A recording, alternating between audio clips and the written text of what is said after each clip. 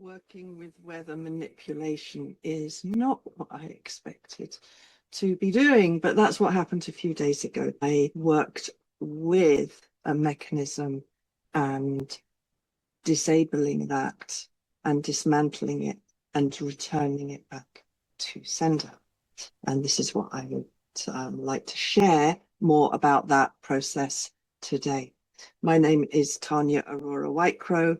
I work as a shamanka, which is a Northern European term for a shamanic medicine woman. And I've done a lot of earth grid work, which I share in my series, The Magic Road, which you will find linked below. And now there's this movement into working with air. Now, I'm very familiar with air and wind. When we look at the four elements, earth is that primal energy that I'm so akin to, I don't feel separate from.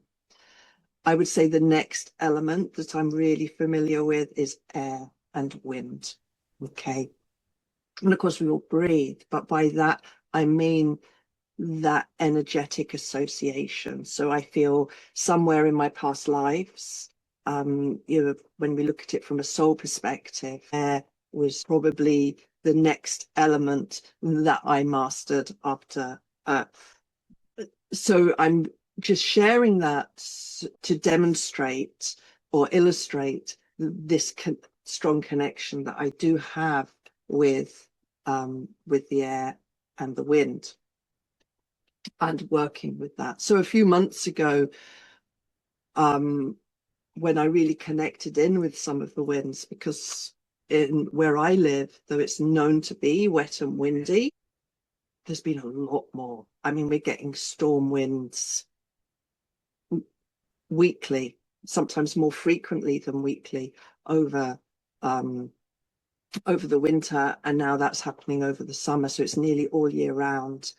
And maybe over the summer, maybe 2 weeks, most without a wind, maybe a bit longer. But it's a lot, and it does not feel natural at all. And I've been very fortunate that, it's my life has flowed with that. Though I was connecting in a few months ago, and I could really feel Mother Earth's distress around that.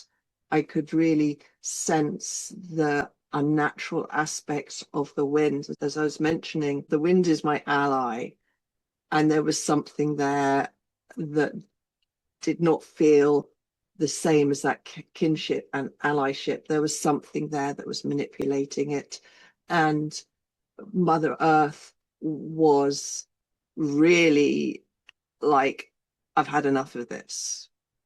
So, the weather does affect the earth and how the earth can move and behave when we treat her as a sentient being.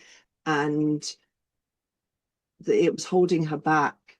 So it's like, how does she then remedy the balance?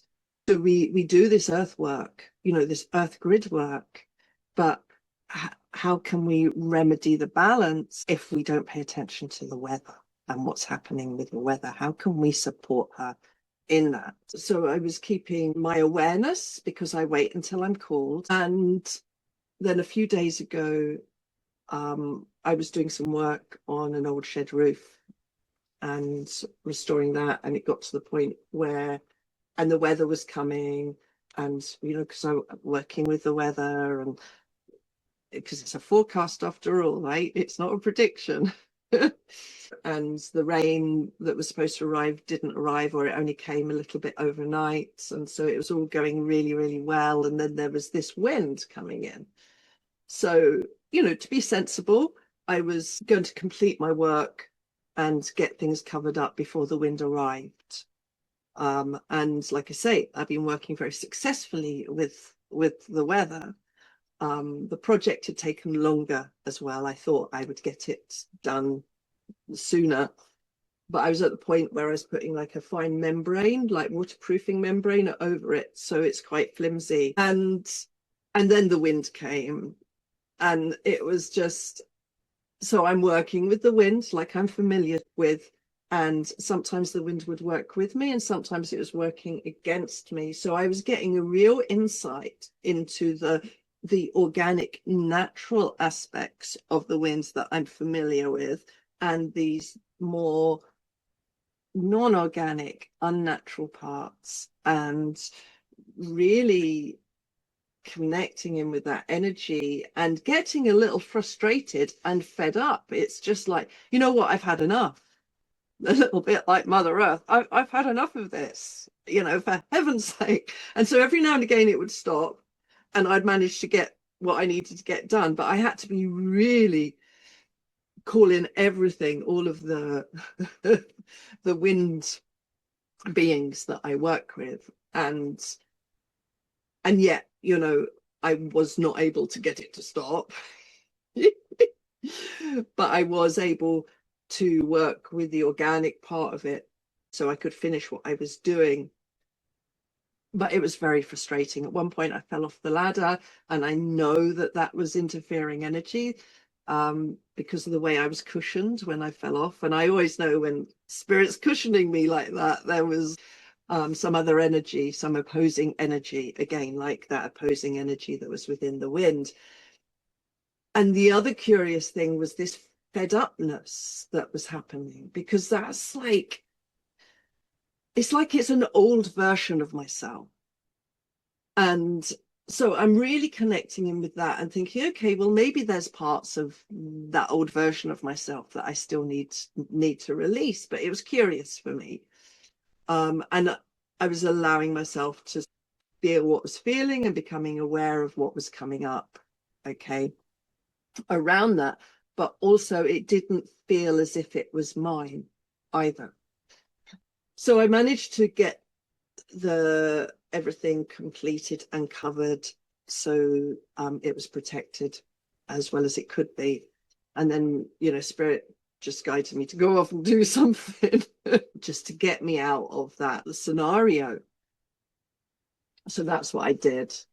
But I was still like, I could still feel this energy in the winds that I was not happy with. Okay. So the next morning, I kind of called in my guides and my teams, and because I'd done as much processing around that. And what I was then shown was this spiraling energy within this wind, and how it collects all those, that fed upness, that, oh my goodness, not another wind, oh, the weather, and all of that energy, all of those things that I was feeling was actually being carried by the wind. So what I was shown is that it's sort of, it distorts the natural airflows, and then the energy picks up, and then people are then like getting fed up and having their reactions to that, understandably. But it's also feeding off the energy of that, which kind of then expands the wind, coupled with the weather forecast, because what happens with forecasts and predictions is there is that giving away of your power, of like, oh, well, that's what the weather's going to be like. But part of that is, it's another manipulation, okay, for you giving your energy away to, oh, well, there's a wind coming. Whereas I said earlier, I see the forecast and I'm like, well, that doesn't really suit me. Or that's changed from how it was 2 days ago, so that doesn't suit me. So can we do something about that? You know, I'm going to go off at a tangent. I did an experiment a little while ago, because I know what my community here can be like. And we'd had some beautiful weather. And then this one morning we woke up and it was looking a bit overcast. So it could have gone either way. It could have gone sunny or it could have gone rainy. So I thought, I'm going to do this experiment. So I posted this picture of this glorious sunny day, of what the weather had been like, and just with a message to say, don't forget what the weather's been like these past few days, just because it's a bit cloudy today. And do you know what? That weather just turned back into a beautiful sunny day. And it's like, yeah, that is the power of the collective consciousness. And that is how weather forecasts work. People align with it and they accept it, resign themselves to it, and so therefore give their power away to that. Okay, and this is what I would call cursing energy. So it works with our thought forms, but I'll do more around that in another video, explaining that in more depth, because this is partly what that the forecast supports, the ability for these then unnatural winds to come in, because people have seen it in the forecast. They're like, oh, this wind is coming in, but that wind is then feeding off their responses to that, which is amplifying its ability to exist. Okay, so there's this carrying of the feelings which amplifies it, and it creates this spiral, as I was shown, this spiral that expands and amplifies it using people's energy and their power. Okay, so the first thing that we had to do was with solar, the sun. You may have heard that there's a lot of sun flares. So even though it was overcast and windy, that energy is still there. So with connecting to solar and to Mother Earth and transmuting that energy, so it's almost like putting in a grounding cord, something to bring in those energies and to ground them so that they become transmuted. So that energy is no longer feeding that unnatural wind. That's the first thing to do. Okay. And if you're going to do this, you really need to be in that hollow bone. Before I did this, I had to process my own feelings and things that were coming up for me. Okay, before I could do that. And once that I dealt with that, which is another process, I was then free to be able to do this. Okay, but I really had to deal with the way this had impacted me. But because it had impacted me that way, I could see it more clearly. So that it's kind of it supported me in learning how to work with this technology in this way. Okay, so the first thing is to literally disempower it through grounding and neutralizing and transmuting the energy that it had used to bring it to being. And what was really interesting, because it was still windy at that point, I could feel that work straight away. And yet you've got to realize when something has been manipulated, when it's been coerced, and then that is suddenly released, it's the organic, the natural part of it still needs to play itself out. Okay, but I could feel the energy really shift immediately. Okay. The next thing is actually the mechanism that created that in the first place. So I'm sort of as I'm doing this work and I'm like looking at this mechanism and I'm like, well, how are we going to work with that then? And I was expecting like one of the Arcturians or one of the wind or sky gods or one of these big beings to turn up, or one of my team. And what turned up was a reptilian, and a beneficial reptilian. And my guides were like, don't shoot the messenger, because my first reaction is like, oh, reptilian, because this is reptilian technology. And it's like, oh. And so there's two things I want to say about reptilians. Is one, there's the beneficial reptilians, and there are those who have also been given a reprieve by stepping into being part of the beneficial reptilian teams. Okay, so they are there to support us with understanding this technology and being able to dismantle and disable it. So that's what we did. Okay, and then also because they can act as messengers and send that back, because if you think they're a completely different mindset and way of thinking to us. So who better than to have that communication with the non-beneficial reptilians than a beneficial reptilian? And the energy felt good right from the beginning, even though there's that programming that I might have about, reptilians. So this reptilian being stepped in and showed me about that dismantling and disabling of that mechanism, and then returns that. Okay, so that's been removed.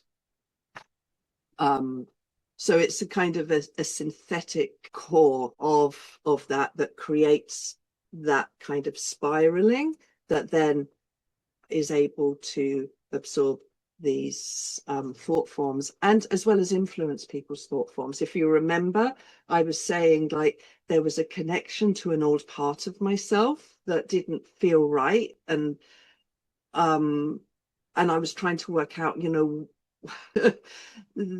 that part of me doesn't really exist anymore. I'm willing to look at why that energy is coming up, and then this whole thing around this weather manipulation came up.